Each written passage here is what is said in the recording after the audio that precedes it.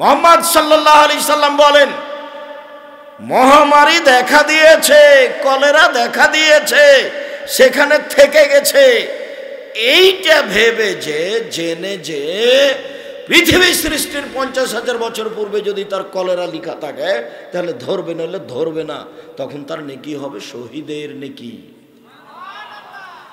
রাসূল সাল্লাল্লাহু আলাইহি সাল্লাম বলছেন 7 শ্রেণীর শহীদ আছে।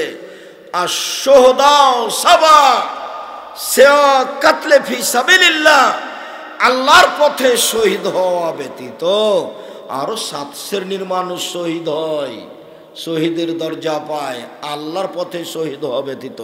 যদিচ বাংলাদেশে সবাই শহীদ। তো এইভাবে আল্লাহর নবী বলেননি যে সবাই শহীদ, কিন্তু আল্লাহর নবী বলেছেন, শোনো, আল্লাহর পথে জিহাদ করে যারা মারা যায় তারা তো শহীদ। এছাড়াও আরো 7 শ্রেণীর মানুষ আছে। এক, আত্মাউনু শহীদুন, 1 নম্বরে কলেরায় মারা যায় যে সে হলো শহীদ। 2, অলমাবতুনু শহীদুন, পেট ব্যথায় মারা যায় যে সে শহীদ। ওয়াজাতুল জামবে শহীদুন, কেউ যদি টিউমার ব্রেনে হয়েছে, পেটে হয়েছে, এতে মারা যায় তাহলে সে শহীদ। অল গারকু শহীদুন, ডুবে মরলে শহীদ। অল হাদমু শহীদুন, উপর থেকে পড়ে মারা গেলে শহীদ। অল হারিকু শহীদুন, আগুনে জ্বলে মারা গেলে শহীদ। অল মারাতু আল্লাতী তামুতু বিজুমিন, যে মহিলা বাচ্চা প্রসব হতে মারা যায় সেও শহীদ। আল্লাহর পথে শহীদ ব্যতীত 7 শ্রেণীর শহীদ আছে, এ কথা মুহাম্মদ সাল্লাল্লাহু আলাইহি ওয়াসাল্লাম বলেন। মনে না থাকলেও মোটামুটি শুনে রাখলেন। তবে একটা মনে রাখবেন, যেসব মহিলারা বাচ্চা অপারেশন করলো, অপারেশন করে বাচ্চা বের করলো, এ যদি মারা যায় তাহলে শহীদ, এ কথা নিশ্চিত বলা যায় না। এই কথা বলা যায় না। বাচ্চা প্রসব হতে লেগে 40 দিনের মধ্যে, যতদিন পর্যন্ত নেফাসের বাচ্চা প্রসবের রক্ত চালু আছে, এর মধ্যে যে কোনো দিন মারা গেলে এ মহিলা শহীদ বলে মুহাম্মদ সাল্লাল্লাহু আলাইহি সাল্লাম উল্লেখ করেন। এসব কথা আমাদের ব্যক্তিগত কথা নয়।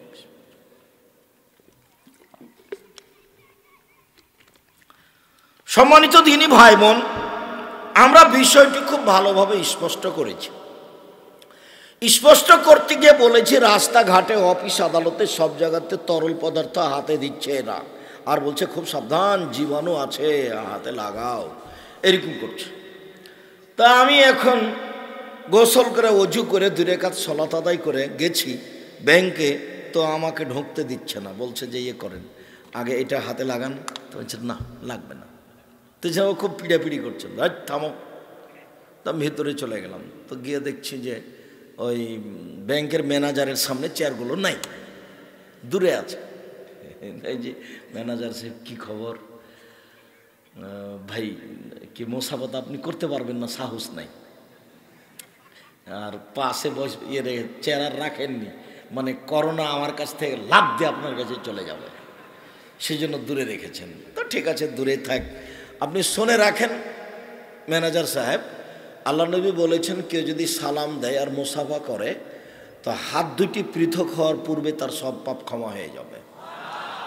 এ কথা মুহাম্মদ সাল্লাল্লাহু আলাইহি ওয়াসাল্লাম বলেছেন। আপনি নির্ঘাত বিশ্বাস করুন, ধর্মকে বিকৃত করা হয়েছে এটাকে দই করার জন্য, এই ধর্মকে খাটো করার জন্য। আরে এই ছেলে, তুমি তো একটা ইহুদি খ্রিস্টানের তার আচরণ গ্রহণ করা বোকা ছেলে, নইলে তোমার মাথায় এভাবে ছাতা চুল থাকে, ওপরে একটু চুল আছে দেখো, বাকি চেঁচায় রেখেছ।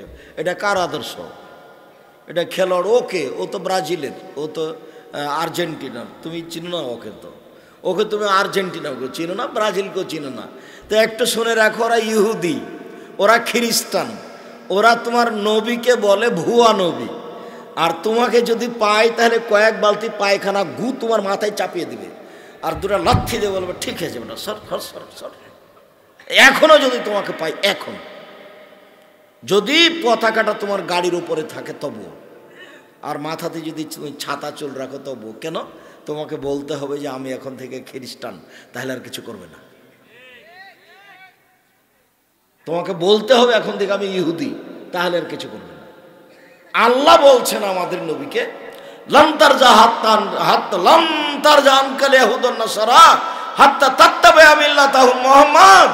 ইহুদি খ্রিস্টান তোমাকে কোনো দিন মানবে না মোহাম্মদ, ইহুদি খ্রিস্টান তোমাকে কোনো দিন মানবে না। তুমি ইহুদি হয়ে যাও, তুমি খ্রিস্টান হয়ে যাও, তাহলে মানবে। তা আল্লাহ বলছেন। আরেকটা আল্লাহ নবী বলছেন, খালিফুল ইয়াহুদা ওয়ান নাসারা, পৃথিবীর মানুষ তোমরা ইহুদিদের বিরোধিতা করো, খ্রিস্টানের বিরোধিতা করো, ইহুদিদের বিরোধিতা করো, খ্রিস্টানের বিরোধিতা করো। আবার আল্লাহ তাআলা যে বলেছেন কোরআন মাজিদে সূরা ফাতিহা, ওই শেষে আছে গায়রিল মাগদুবি আলাইহিম ওয়ালাদ-দাল্লিন, ইহুদিরা অভিশপ্ত, ওদের পথ দেখায়ও না। খ্রিস্টানেরা ভ্রান্ত, ওদের পথ দেখায়ও না। ইহুদিরা অভিশপ্ত, ওদের পথ দেখায়ও না। খ্রিস্টানেরা ভ্রান্ত, ওদের পথ দেখায়ও না। আমিন। দীর্ঘ ধরে সময় ধরে তোমার কাছে কতবার বললাম তুমি একটু কথাটা কবুল করো। দীর্ঘ সময় ধরে তোমাকে কতবার বললাম তুমি একটু কবুল করো। এটা হলো সূরা ফাতিহা, আর ওইটা হলো বিরোধিতা করা। তুমি একটু শোনো, তোমার তো রক্ত নাই, মাংস নাই, সব খালি পুজ আছে তোমার কথা। খালি তুমি নেতার বলতে পারো অমুকের চরিত্র ফুলের মতো পবিত্র, সিগারেট দিয়ে লাফাতে পারো, তোমার তো আর ধর্মকর্ম নাই, তোমার রক্ত গায়ে নাই, তোমার সব পুজ আছে। যার কারণে তুমি মাথায় ছাতা চুল করেছ, আর তোমার মোটর সাইকেলের সামনে ব্রাজিলের পতাকা দিয়েছ, আর গ্রামের মাথায় বিরাট এক ফেস্টন দিয়েছ গোটা গ্রামবাসী খেলা দেখার জন্য। পৃথিবীতে এর চেয়ে বড় জুয়া নাই। আন্তর্জাতিক খেলা যেটা এখন, এটা যত বড় জুয়া, এত বড় জুয়া পৃথিবীতে আর কোনো খেলা নেই। এটা দেখা তো বহু দূরের কথা, এর পতাকা তো বহু দূরের কথা, এর গল্প যেখানে চলে সেখানে বসে থাকা হারাম। পতাকা তোমার বাড়ির উপরে কেন, পেশাব করে দিতে হবে, তাহলে ঠিক হবে। তুমি চিনো একে? আল্লাহর নবী যখন মক্কা থেকে মদিনায় আসলেন, দেখলেন মদিনার লোকেরা মুহররমের 10 তারিখ রোজা আছে। আল্লাহর নবী যখন মক্কা থেকে মদিনায় আসলেন, তখন দেখলেন যে মদিনার লোকেরা মুহররমের 10 তারিখে রোজা আছে। তখন আল্লাহ রাসূল বললেন, কি খবর, মুহররমের 10 তারিখে রোজা থাকো কেন তোমরা, ব্যাপারটা কি? তখন ওরা বলল, আরে এই দিন তো বড় দিন, এই দিনে আল্লাহ মুহররমের 10 তারিখে আল্লাহ ফেরাউনকে ডুবিয়ে দিয়েছেন, মুসাকে বাঁচিয়ে দিয়েছেন, এই দিন হলো বড় দিন, এই জন্য আমরা শুকরিয়া আদায় করি। আল্লাহ তোমার শুকরিয়া আদায় করি, তুমি মুহররমের 10 তারিখে ফেরাউনকে ডুবিয়ে দিয়েছ, মুসাকে বাঁচিয়ে দিয়েছ, এটা বড় দিন, এই দিনে তোমার শুকরিয়া আদায় করি রোজা থেকে।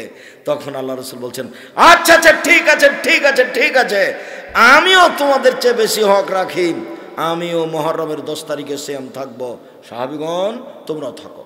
তখন সাহাবীগণ বলছেন, বলেন কি আপনি, আমরা মুহররমের 10 তারিখে সিয়াম থাকবো মানে? মুহররমের 10 তারিখ হলো ইহুদি খ্রিস্টানদের বড় দিন, আমরা থাকবো কেন? দিন রাত আপনি বলছেন ওদের বিরোধিতা করো, ওদের বিরোধিতা করো, ওদের বিরোধিতা করো, আর আমরা সিয়াম থাকবো মানে? এটা হতে পারে না। তখন আল্লাহ রাসূল বলছেন, আচ্ছা আচ্ছা আচ্ছা, হ্যাঁ ঠিক বলেছ ঠিক বলেছ, আচ্ছা আমি যদি সামনে বছর বেঁচে থাকি লাসুমান্না তাসিয়া, তাহলে মুহররমের 9 তারিখও সিয়াম থাকবো। 9 তারিখ হবে বিরোধিতা, আর 10 তারিখ হবে শুকরিয়া। তার জন্য মুহররমের 2 দিন। তুমি তাহলে মুহররমের 2 দিন সিয়াম থাকো, একটা কিসের জন্য? 9টা কিসের জন্য? বিরোধিতা। 10টা কিসের জন্য? শুকরিয়া। তুমি এটা করো, আর এখানে কখন কখন তুমি ব্রাজিলের লোক হয়ে গেছো, তোমার মাথার উপরে ছাতা চুল, আর তোমার বাড়িতে পতাকা, আর গ্রামের মাথায় ফেস্টন। তুমি আমার অবস্থা বুঝতে পারছো না। তোমাকে যদি আমি ওইভাবে পাই ফেস্টন অবস্থা, তাহলে আমি যে তোমার অবস্থাটা কি করব আমি নিজেও বুঝি না। আল্লাহ রহম করো, তুমি বুঝতে পারো নি কখন কখন ইহুদি হয়ে গেছো, খ্রিস্টান হয়ে গেছো, ওর শিষ্টাচার গ্রহণ করেছে। ওকে তুমি চিনতে পারিনি, ও ইহুদি, ও খ্রিস্টান, আর এর হলো জুয়া। জুয়া প্রত্যেক যেই খেলাতে টাকার হার জিতে রয়েছে সেটা হলো জুয়া। প্রত্যেক যেই খেলাতে টাকার হাজির রয়েছে সেটা হলো জুয়া। আর জুয়া হলো মহাপাপ, জুয়া হলো মহাপাপ, জুয়া হলো মহাপাপ। এর চেয়ে বড় জুয়া পৃথিবীতে আর কি আছে? এই খেলাতে কোটি কোটি টাকা খরচ নেই, এই খেলাতে টাকা খরচ হচ্ছে বিলিয়ন বিলিয়ন ডলার। এই খেলাতে আছে হাততালি, এই খেলাতে আছে নগ্ন মেয়েদের জেনার নাচ। এই খেলাতে সারা পৃথিবী জুড়ে যত ফেস্টনের কাপড় কিনা হয়েছে সব কাপড়ের দাম কত হতে পারে? এই খেলাতে যত পতাকার কাপড় কিনা হয়েছে কত টাকার কাপড় হতে পারে সারা পৃথিবী জুড়ে? তাতে বাংলাদেশের মাগুরা জেলায় একটা লোক পতাকা তৈরি করেছে জমি বিক্রি করে 7.5 কিলোমিটার লম্বা, আর একটা লোক ফেনীতে পতাকা তৈরি করেছে 4.5 কিলোমিটার লম্বা। তাহলে এরা মানুষ না, এরা পশু প্রাণী, গরু ছাগল কুকুর সিলগাল। আর তুমিও তাতে খুশি হয়েছো। সব সময় দুটো পক্ষ আছে, একজন আত্মহত্যা করছে যদি ওরটা পরাজয় হয় তাহলে, আর একজন বলছে জয়ী হলে গরু জবাই করে দেবে। এটা জুয়া, সবচেয়ে নিকৃষ্ট, ন্যাক্কারজনক, খারাপ, জঘন্য, বর্বর, অসভ্য খেলা। এটা হলো জুয়া। এর গল্প যেখানে চলে সেখানে বসে থাকাও হারাম। তুমি আমাকে অন্য কোনো দেশের কোনো ব্যক্তির কথা বলো না, তোমার বলার আগে আমি আরেকটা কথা আমার মনে রেখো, এটা কথার কথা বলছি, তুমি আরেকটা মনে রেখো। এই ছেলে, তুমি আরেকটা মনে রেখো, তুমি কোনো মুসলিম দেশের কথা আমাকে বলো না। 1 মিনিট, মালাকুল মউত একদিকে আর জিবরাইল একদিকে, দুইজনেই আন্তর্জাতিক ফুটবল খেলাচ্ছেন কাবা ঘরের মাঠে। কোথায়? কাবা ঘরের মাঠে, ফাঁকা জায়গায়, তওয়াফের জায়গায় দুইজন খেলাচ্ছে, তবুও হারাম। একদিকে কে আছেন? জিবরাইল আলাইহিস সালাম, আর একদিকে মালাকুল মউত আজরাইল আলাইহিস সালাম। খেলছেন কোথায়? কাবা ঘরে, তবুও হারাম। সানুআযিবুহুম মাররাতাইন, পৃথিবীর মানুষ শুনে রেখো, আমি তোমাদেরকে কবরে বারবার শাস্তি দিব। সুম্মা ইউরাদ্দুনা ইলা আযাবিন আযীম, এরপরে তাদেরকে আমি বড় শাস্তি জাহান্নামে নিয়ে যাব। কবর যত কঠিন, কিয়ামত তার চেয়ে অনেক অনেক অনেক বেশি কঠিন। কিয়ামত যত কঠিন, জাহান্নাম তার চেয়ে অনেক অনেক অনেক বেশি কঠিন। পৃথিবীর মানুষ শুনে রেখো, আমি মানুষকে কবরে বারবার শাস্তি দিব, এরপরে তাকে কঠিন শাস্তিতে নিয়ে যাব, জাহান্নামে দিব। কবর যত কঠিন, কিয়ামত তার চেয়ে অনেক বেশি কঠিন। কিয়ামত যত কঠিন, জাহান্নাম তার চেয়ে অনেক অনেক অনেক বেশি কঠিন। কি দিয়ে বুঝায় আপনাকে আমি কবর কত কঠিন? কি দিয়ে বুঝায় আপনাকে আমি বিচারের মাঠ কত কঠিন? কি দিয়ে বুঝায় আপনাকে আমি জাহান্নাম কত কঠিন? আল্লাহর নবী প্রত্যেক দিন সালাম ফেরার পূর্বে জাহান্নাম থেকে বাঁচতে চাইতেন। বলতেন, আল্লাহুম্মা ইন্নী আউযু বিকা মিন আযাবি জাহান্নাম। আল্লাহ, আমি তোমার কাছে জাহান্নামের শাস্তি থেকে বাঁচতে চাই। আউযু বিকা মিন আযাবিল কবরে, তোমার কাছে আমি কবরের শাস্তি থেকে বাঁচতে চাই। তুমি আমাকে জাহান্নাম থেকে বাঁচাও, তুমি আমাকে কবরের শাস্তি থেকে বাঁচাও, তুমি আমাকে দাজ্জালের ফিতনা থেকে বাঁচাও। আউযু বিকা মিন ফিতনাতিল মাহি ওয়াল মামাতে, ইহকালের বিপদ, পরকালের বিপদ, ইহকালের বিপদ, পরকালের বিপদ থেকে বাঁচাও। আউযু বিকা মিনাল মাসাব ওয়াল মাগরাম, তুমি বাঁচাও আমাকে বড় পাপ হতে, ঋণ কর্য হতে। তুমি বাঁচাও আমাকে বড় পাপ হতে, ঋণ কর্য হতে। আমার ঋণ কর্য হয় না যেন, যার ঋণ আছে তার জানাজা হবে না। ব্যাংকে লোন নিয়ে 5 তলা বাড়ি করেছে, বউ খুশি, বেটিও খুশি, বেটাও খুশি। তো এখন মরে গেছে, তো জানাজা কে করবে? বলে ইমাম সাহেব করবে। তো করে দিয়েছে, তো জানাজা তো হয়েই গেল। তো ইমাম সাহেব তো জানে না যে ঋণ না থাকলে, ঋণ থাকলে জানাজা হবে না। আর নাহলে ইমাম সাহেবকে 1,500 টাকা দিয়েছে, তো ইমামতি করে দিয়েছে। আল্লাহ রসুল বলছেন জানাজাকে সামনে রেখে, এই শোনো, এর ঋণ আছে নাকি? বলে জি হ্যাঁ। তো থাকো, আমি চলে গেলাম। আর জানা যায় নাই, ঋণ থাকলে আর জানা যায় না। আপনি বুঝতে পারেননি। আমি আপনাকে বলেছি চকলেট দিয়ে ব্যবসা শুরু করেন, লোন নেওয়া লাগবে না। তারপরে কি? কলা, লোন নেওয়া লাগবে না। তারপরে কি? কাপড়, লোন নেওয়া লাগবে না। ধনী হতে কতদিন সময় লাগবে? প্রায় 30 বছর। তা আমি যে একদিনই ধনী হতে চাচ্ছি, কি করতে হবে? তো তুমি তো হিরোইন কিনেছো কলকাতায়, বিক্রি করেছো ঢাকায়। আমি তো এটা কোনোদিন বলিনি, আমি এটা বলিও না। লোন নিয়ে ব্যবসা আমি করব না, আমি তো চকলেট দিয়ে করব। আরে চকলেট দিয়ে ব্যবসা করব কেন? আমার বাপের জমিদারি আছে, নওগাঁ জেলায় বাড়ি, 10 বিঘা জমি বিক্রি করে কোটি টাকার ব্যবসা করব। হ্যাঁ, বাপের বেটা আছো, করো না তুমি। আমি তো সেটাই চাচ্ছি। আমি তো শ্বশুরের কাছে টাকা নিতে নিষেধ করেছি। আমি বলেছি যৌতুক হারাম।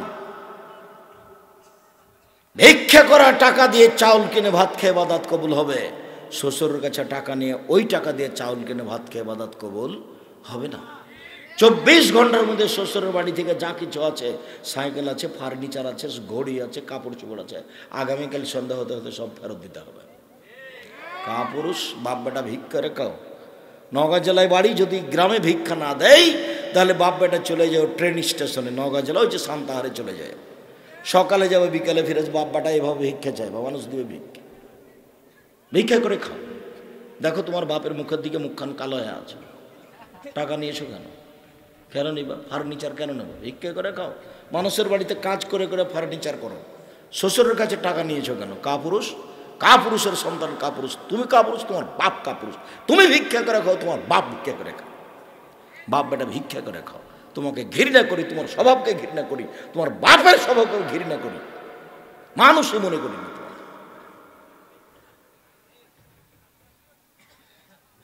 ভিক্ষা করে খাবো কেন? মানুষের বাড়িতে কাজ করে খাবো। আমি ভিক্ষা করে খেতে বলি, আমি বলেছি কাজ করে খেতে হবে, ব্যবসা করে খেতে হবে। রাজশাহী চাঁপাইনবাবগঞ্জের মতন লোককে ওই চাকরি করে খেতে হবে না। চাকরি করলে মাসে 20,000 বেতন পাওয়া যাবে, 25 দিনই শেষ হবে, আর 5 দিন খালি ধার কর্জ করে যাবে। ওইটা নয়, ব্যবসা করে খেতে হবে। গরিব মানুষের পাশে দাঁড়াবো, কোটি কোটি টাকা ইনকাম করবো, অসহায় মানুষের পাশে দাঁড়াবো। এই জন্য এত টাকা ইনকাম করে কি করবা? গরিব মানুষের পাশে দাঁড়াবো, এই জন্য। বাস, নেতাকে উঠানোর জন্য, নামানোর জন্য টাকা ইনকাম করি না। কিসের জন্য করি? ফকির মিসকিন অসহায় মানুষের পাশে দাঁড়াবো, এই জন্য। কোটি টাকা ইনকাম করবো, ঘুমের ঘরে ব্যবসা করব, টাকা ইনকাম করবই। এই জিদ কেন? কার পাশে দাঁড়াবো? এই জন্য, গরিব মানুষের পাশে দাঁড়ানোর জন্য। জান্নাত কিনা নিব। আরে সালাত আদায় করে জান্নাত পাওয়া যায়, কিনা যায় না। সিয়াম পালন করে জান্নাত পাওয়া যায়, কিনা যায় না। হজ করে জান্নাত পাওয়া যায়, কিনা যায় না। আমি তো হজ করছি, সালাত আদায় করছি, পাবো আশায়, এটা থাক, আমি জান্নাত কিনে নিব। টাকা দিয়ে দেবো অসহায় মানুষকে, দিয়ে আল্লাহকে বলবো জান্নাত কিনে নিয়েছি। তুমি যখন বলেছ, আল্লাহ তুমি যখন বলেছো যে টাকা দেওয়ার মাল দিয়ে জান্নাত কিনে নাও, আমি বেচে দিলাম, তোমার কাছে কি বিক্রি করে দিলাম, নিয়ে নাও, তো আমিও টাকা দিয়ে কিনে নিয়েছি। যার কারণে তো রাসূল সাল্লাল্লাহু আলাইহি সাল্লাম বলেছেন যে, জিজ্ঞাসা করা হলো মানুষের জীবনের সবচেয়ে বড় কাজ কি, ভালো কাজ কি? মানুষ তো অনেক কাজ করে। কি করে? কোরআন তেলাওয়াত করে।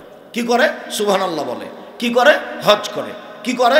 সালাত আদায় করে। কি করে? সিয়াম পালন করে। অনেক কাজ করে। তো সবচেয়ে ভালো কোনটা? বলে সবচেয়ে ভালো হলো দুস্থ গরিব ফকির মিসকিনকে খেতে দেওয়া, তুতি মুক্ত। এটা হলো সবচেয়ে ভালো কাজ। রাসূল সাল্লাল্লাহু আলাইহি ওয়াসাল্লাম বলছেন, আরে শোনো শোনো শোনো, জান্নাতে খুব উন্নত মানের পদার্থ দিয়ে কিছু জান্নাত তৈরি করা আছে ঘর। বাহির থেকে ভেতর দেখা যায়, ভিতর থেকে বাহির দেখা যায়, খালি টক টক টক টক টক করছে, ঝকঝক ঝকঝক করছে। আল্লাহ নবী, এত দামি ঘরে কে যাবে? এত দামি ঘরে কে যাবে? তখন আল্লাহ রাসূল বলছেন, মাতা তো আমা, ফকির মিসকিন দুস্থ গরিবকে খেতে দেয়, সে যাবে। এটা আল্লাহ রাসূলের মুখের ভাষা, আপনাকে আমি বাংলা করে শোনাচ্ছি। আম গাছে জাম ধরতে পারে, ধরে না। অমাবস্যার রাতে চাঁদ উঠতে পারে, উঠে না। সিংহের ছিদ্র দিয়ে লাঙ্গলের ফল ঢুকতে পারে, ঢোকে না। সিংহের ছিদ্র দিয়ে লাঙ্গলের ফল ঢুকে যেতে পারে, আম গাছে জাম ধরে যেতে পারে, অমাবস্যার রাতে চাঁদ উঠে যেতে পারে, এগুলো ঘটে যেতে পারে। আমি যে কথা বললাম এতে সন্দেহ আছে বলে কিয়ামত পর্যন্ত চেষ্টা করলে সরিষা ঢোকানো যাবে না। তার নাম বুখারী, মুসলিম। সম্মানিত দিনী ভাই বোন, আমরা বলছিলাম আবু মুসা আশআরী রাদিয়াল্লাহু তাআলা আনহু বলেন, রাসূল সাল্লাল্লাহু আলাইহি ওয়াসাল্লাম বলেছেন, পৃথিবীর মানুষ 3টা কাজ করো, সামাজিক কাজ। 1, আতিমুল জায়া, দুস্থ গরিব ফকির মিসকিনকে খেতে দাও। 2, উদুল মারিজা, অসুস্থ মানুষকে দেখতে দেখতে যাও।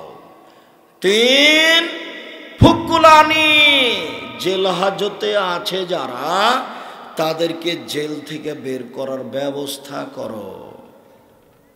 বুখারী মুসলিম 3টা আদেশ, সামাজিক আদেশ। দলীয় দাপটে নির্দোষ মানুষকে 1 নম্বর আসামি করে জেলে আছে, জেল দেওয়া হয়েছে। নওগাঁ জেলে 20 বছর থেকে জেলে আছে। ও নিজেও জানে না আমি কেন জেলে। জজ জানে না ঘটনা কি, উকিলও জানে না ঘটনা কি, শুধুমাত্র যে সাজিয়েছে টাকা দিয়ে সেই জানে। কথা কি বুঝাতে পারছি?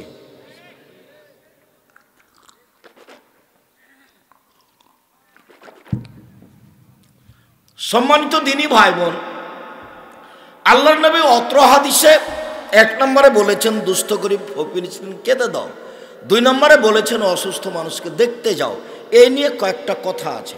3 নম্বরে বলেছেন বন্দি মানুষকে মুক্ত করো। আল্লাহর নবী বলেছেন পৃথিবীতে সবচেয়ে বড় পাপ 3টি। 1 শিরক করা, 2 অবাধ্য চলা বাপ মায়ের, 3 মিথ্যা সাক্ষী দেওয়া। দলীয় দাপটে 50,000 টাকা দিয়েছে, তখন জজের সামনে বলছে আমি নিজ চোখে মারতে দেখেছি। যার ব্যাপারে বলছে সে সেদিন নওগাঁ জেলাতে ছিল না, এর নাম মিথ্যা সাক্ষী। এই দিয়ে ওর জেল হয়ে গেছে, 20 বছর থেকে জেলে আছে। দরজায় স্ত্রী দাঁড়ায়, লোহার গেট, এদিক একটু সাদ করে স্ত্রীর গায়ে হাত দেওয়ার কোনো পথ নেই। বাচ্চারা জেল গেটে গিয়ে কান্নাকাটি করে, বাচ্চার মাথায় হাত দেওয়ার কোনো পথ নেই। 20 বছর থেকে স্ত্রীর সাথে পাশাপাশি কোনো কথা নেই।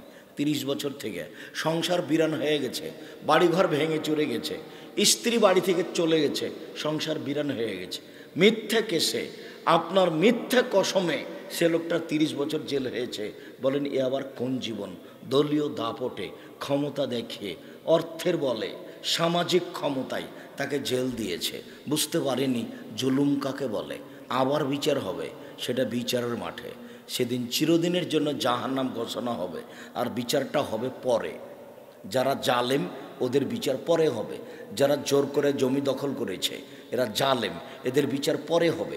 যারা মানুষকে গালি দিয়ে হেয়তুচ্ছ করে অপমান করেছে এরা জালেম, এদের বিচার পরে হবে। মিথ্যে সাক্ষী দিয়ে যারা মানুষকে জেলে দিয়েছে তাদের বিচার পরে হবে। দলীয় দাপটে যারা জমি দখল করেছে ওদের বিচার পরে হবে। রিক্সাওয়ালাকে থাপ্পড় দিয়ে বিদায় করেছে যারা, ওদের বিচার পরে হবে। এদের বিচার পরে মানে যদি 1 দিন দেরি হয় তাহলে 50,000 বছর, আর যদি 3 দিন দেরি হয় তাহলে 1.5 লক্ষ বছর দেরি হবে। যদি 500 বছর দেরি হয় কতদিন দেরি হবে তা আপনাকে আমি বলতে পারছি না। তবে যাদের দেরি হবে না, হাতে হাতে বিচার হয়ে যাবে, তাদের বিচারের সময়সীমা হলো 1 ওয়াক্ত ফরজ সালাত আদায়ের সমান, 5 থেকে 7 মিনিট 10 মিনিট, এর মধ্যে একজনের বিচার হয়ে যাবে। সব বিচার ঠিকঠাক হয়ে যাবে। বিচার ডান দিকে দেখবে, বাম দিকে দেখবে, এই তো পাপ। আবার বিচার খাতা দেওয়া হবে, পড়ো, এই তো বিচার। আশেপাশে সব যা মাটি সবাই তার বিরুদ্ধে কথা বলবে, এই তো বিচার। খাতা দেওয়া দেখা হবে, তোমার পাপ পড়ে দেখো, এই তো বিচার। ডান হাতে কথা বলবে, হ্যাঁ তুমি এই পাপি এই পাপি, পা বলবে ঠিক বলেছ, এই তো বিচার। সামনাসামনি আল্লাহর সাথে মুখামুখি কথা হবে, এই তো বিচার। পরনে কাপড় থাকবে না, উলঙ্গ হয়ে দৌড়াতে থাকবে, এই তো বিচার। বাপ মায়ের সাথে কথা হবে না, এই তো বিচার। অনেক পয়েন্ট বিচারের আছে। দাঁড়ি পাল্লায় ওজন হবে, দেখা যাবে কি হয়, কি যে হয়, পাল্লা যে কোন দিক উঠে কোন দিক যে নামে, এই তো বিচার। এতগুলো কয়েক মিনিটের মধ্যে হয়ে যাবে। সম্মানিত দিনী ভাই বোন, মধ্যের বাক্যে আল্লাহ রসুল বললেন উদুল মারিজা, অসুস্থ ব্যক্তিকে দেখতে যাও। রসুল সাল্লাল্লাহু আলাইহি ওয়াসাল্লাম বলেন লিল মুমিন আলাল মুমিন সিত্ত খেসালিন, পৃথিবীর মানুষ মনে রেখো, একজন মুসলমান আর একজন মুসলমানের কাছে 6টা জিনিস পায়। আমি পাই আপনার কাছে। 1 ইয়াউদহু ইজা মারেজা, অসুস্থ হলে দেখতে যেতে হবে। আমি অসুস্থ হলে আপনি দেখতে আসবেন, এটা আমি আপনার কাছে পাই। ওয়াইজা মাতা ইয়াসাদুল জানাজা, মারা গেলে জানাজায় যেতে হবে। আমি মরে গেছি, একটা পাওনা আপনার কাছে রেখে গেছি, সেটা হলো এই জানার সাথে সাথে আপনাকে জানাজায় আসতে হবে, এটা আপনার কাছে আমি পায়ে রেখে গেলাম। 3 ইজবহে জাদাহু, দাওয়াত দিলে, খাওয়ার যদি দাওয়াত দেয় তাহলে যেতে হবে। গিয়ে যদি দেখেন যে মেয়েরা নাচছে, ছবির তুলানো হচ্ছে, তাহলে চলে আসতে হবে। আব্দুর রাজ্জাক সাহেব, আপনার যে ছবি উঠাই, ওই জন্য তো আমি মাঝে মধ্যে এভাবে কাপড় দিয়ে ঢেকে নি, যা এই ছবি উঠাও তো দেখি, অত ব্যস্ত কেন? তাহলে এখন যে উঠছে, এর জবাব আমি দিতে পারবো না। তবে আমি এত সুবিধা ভোগ করি যে এখানে আমি কথা বলছি, সারা পৃথিবী দেখছে। এটার আমি উপকার দেখতে পাই যে মানুষ এতে ইসলাম গ্রহণ করছে। অনেকেই যেখানে যায় পৃথিবীর, লন্ডন, আমেরিকা, চীন, জাপান, রাশিয়া, সৌদি আরব, কুয়েত, কাতার, বাহরাইন, যেখানে আপনি যাবেন সেখানে শুনবেন আব্দুর রাজ্জাক সাহেবের কথাতে আমরা দাড়ি ছেড়ে দিয়েছি, 5 ওয়াক্ত সালাত আদায় করি। আপনি যান আসামে, বলছে লাথি দিয়ে ওই ক্রাম বোর্ড ভেঙে দিয়েছি, দিয়ে আগুনে জ্বালিয়ে দিয়েছি। আমরা যদি কোনো সময় যাই কোনো বিমানবন্দরে, কোনো দেশে, খালি দেখবো যে মানুষ পিছন দিক থেকে ছুটে চলে আসছে। সব এই মিডিয়ার মাধ্যমে, এগুলো মিডিয়া মাধ্যম, যার কারণে আগে আমার সামনে এইসব মিডিয়া কেউ রাখতে পারতো না, এখন পারে, ওই সুবিধা দেখার কারণে। তো আমি এই সুবিধার্থে দিনের খাতিরে এইটুকু মেনে নিয়েছি, আল্লাহ ভালো জানেন। তবে অনেক বেশি উপকার, অনেক অনেক উপকার। সম্মানিত দিনী ভাই বোন, আমি বলেছি আমার মনে বড় শখ, আমি এদেশের মাটিতে উন্নত মানের প্রতিষ্ঠান গড়বই গড়বো ইনশাআল্লাহ, যেখানে ছেলে মেয়ে বাংলা, ইংরেজি, আরবি উন্নত মানের শিক্ষা অর্জন করে জাতির অন্যায়ের বিরুদ্ধে লড়বে। মুখে কলমে মিডিয়ায়, মুখে বলছি, মিডিয়া দেখতে পাচ্ছেন, কলম একটু পরে আসবে। যার জন্য একটা লোক, একটা ছেলে, আমি যখন উঠে আসি তখন আমাকে বলছে আমি আল ইতিসাম পত্রিকার এজেন্ট। তখন আমি বলছি ধন্যবাদ, জাজাকাল্লাহ খায়ের, আল্লাহ তোমাকে জাজায় খায়ের দান করুক। জাতির নিকটে 50টা প্রশ্নের উত্তর দিই প্রত্যেক মাসে, 12 জন মুফতি দিয়ে ফতোয়া ঠিক করি, 16, 18, 20 জন কর্মচারী আছে, লক্ষ লক্ষ টাকা এর পিছনে খরচ আছে, শুধুমাত্র সঠিক দিন জাতির সামনে প্রকাশ করার জন্য। শিরক মুক্ত প্রতিষ্ঠান জামিয়া সালাফিয়া, বিদআত মুক্ত প্রতিষ্ঠান জামিয়া সালাফিয়া, দল মুক্ত প্রতিষ্ঠান জামিয়া সালাফিয়া, সংগঠন মুক্ত প্রতিষ্ঠান জামিয়া সালাফিয়া, একমাত্র আল্লাহকে সন্তুষ্ট করার প্রতিষ্ঠান জামিয়া সালাফিয়া। জামিয়া সালাফিয়া ডাঙ্গিপাড়া পাবা রাজশাহী, জামিয়া সালাফিয়া রূপগঞ্জ নারায়ণগঞ্জ ঢাকা, জামিয়া সালাফিয়া তেঘরা বিরল দিনাজপুর, জামিয়া সালাফিয়া 6 মাইল বাবুগঞ্জ বরিশাল। এগুলো চলন্ত প্রতিষ্ঠান। আর আপনার বাড়ির পাশে যেটা জামিয়া সালাফিয়া ডাঙ্গিপাড়া পাবা রাজশাহী, এইটা 26 বিঘা জমির উপর অবস্থান করে। এটাতে একটা মসজিদ আছে, 4 তলার কাজ শুরু হয়েছে, যার 1 তলাতে 3000 মানুষ একসাথে সালাত আদায় করতে পারবে। এই মসজিদ 90% জমির উপর অবস্থান করে। আমি জানি না আপনি যান কিনা, দেখেছেন কিনা। 22-23 ডিসেম্বর সামনে আসা, যে আপনি অবশ্যই যাবেন, একটু সাধ করে যাবেন। আমি তো আপনাকে দোয়া করতে বলেছি, টাকার কথা বলিনি। আমি বলেছি খালি দোয়া করবেন, আল্লাহ তুমি জামিয়া সালাফে কবুল করো। 1 জানুয়ারি ভর্তির তারিখ, আপনি খালি দোয়া করবেন, আল্লাহ তুমি জামিয়া সালাফে কবুল করো। আর টাকার ব্যাপারে বলেছি আমি যে শিরক মুক্ত প্রতিষ্ঠান জামিয়া সালাফিয়া, বিদআত মুক্ত প্রতিষ্ঠান জামিয়া সালাফিয়া, দল মুক্ত প্রতিষ্ঠান জামিয়া সালাফিয়া, সংগঠন মুক্ত প্রতিষ্ঠান জামিয়া সালাফিয়া, একমাত্র আল্লাহকে সন্তুষ্ট করার প্রতিষ্ঠান জামিয়া সালাফিয়া। এতে যদি যান তো 10টা টাকা হাতে করে যাবেন, যদি দিয়ে দেন, পতিতালয়ের মহিলা যদি কুকুরকে পানি পান করে জান্নাত পেতে পারে, তাহলে এই প্রতিষ্ঠানে দান করলে জান্নাত পাওয়া যাবে ইনশাআল্লাহ। এটাই সে প্রতিষ্ঠান যেখানে দান করলে জান্নাত কিনা যায়। আমি আপনাদের জামিয়া সালাফের একসঙ্গে খেলে আমি তার টাকা দিয়ে দিই, আমি আপনাদের জামিয়া সালাফের খাই না। আপনাদের জামিয়া সালাফে বর্তমানে শিক্ষক শিক্ষিকাকে বেতন লাগে প্রতি মাসে 30 লক্ষ।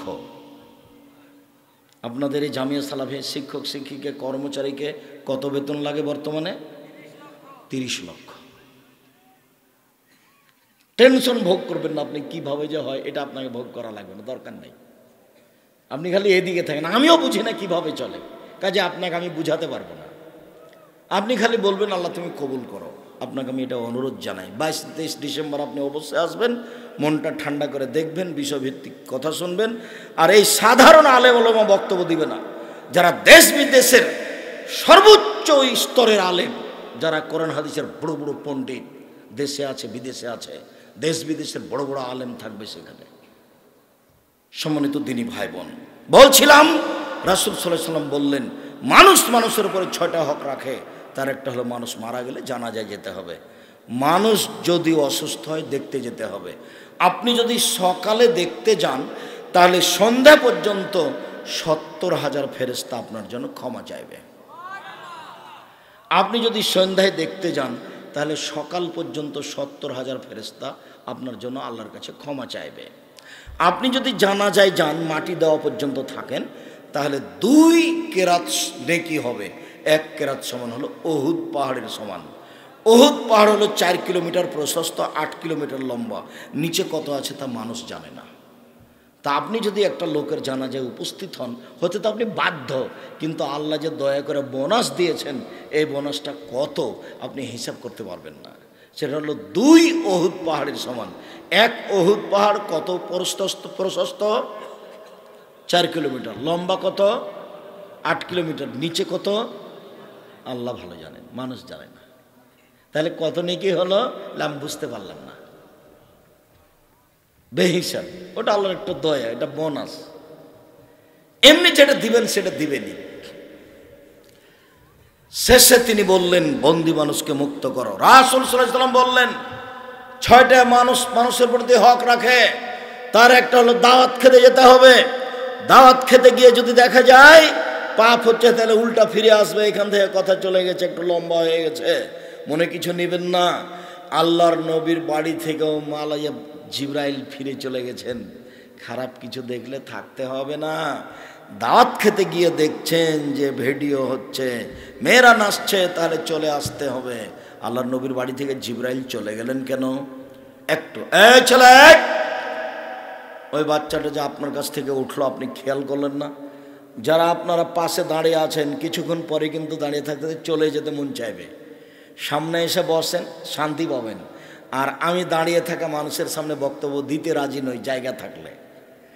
আমি আপনাকে অনুরোধ করছি, সামনে এসে বসেন। যদি সম্ভব না হয় তাহলে কেটে পড়তে হবে। আল্লাহর রাস্তে ধীরে হেঁটে বাড়ি চলে যান। মানে আপনাকে আমি অনুরোধ জানাচ্ছি বসতে, কেননা আল্লাহ নবী কথা বললে বসতে বলতেন।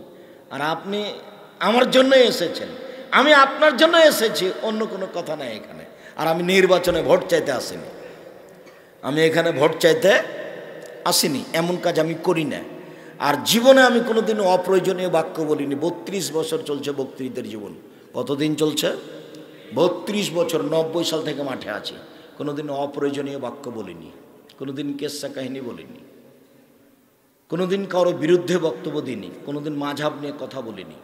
পুরো 32 বছরকে যদি তন্ন তন্ন করে তদন্ত করেন, কোথাও পাবেন না আমি যে মাঝহাবের বিরুদ্ধে কথা বলছি। ও পাতাই পড়ি না আমি। সম্মানিত দিনী ভাই বোন, আমি আপনাদেরকে সামনে বসে এসে আলোচনা শোনার জন্য অনুরোধ জানিয়ে বলছি, পৃথিবীর মানুষ শুনে রাখুন, যা মুহাম্মদ সাল্লাল্লাহু আলাইহি সাল্লাম বলেছেন। একদা আল্লাহর নবী খুব সকালে চিন্তিত, মনটা খুব ভারী। উম্মু সালমা বললেন, আপনি চিন্তিত কেন? আল্লাহর নবী বললেন, শোনো, রাতে জিবরাইল আমার সাথে আসার ওয়াদা করেছিলেন, রাতে জিবরাইল আসবেন।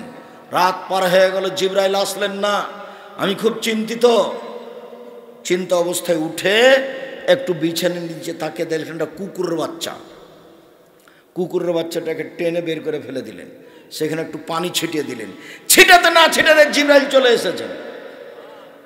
আল্লাহর নবী বলেন, কি ব্যাপার? আপনি না আমার সাথে ওয়াদা করেছিলেন রাতে আসবেন, রাতে আসলেন না কেন? তো জিবরাইল বলছেন, আরে এসেছিলাম তো, আমি ঘুরে গেছি, আপনার দরজা থেকে ঘুরে গেছি, আপনার ঘরে ঢুকিনি।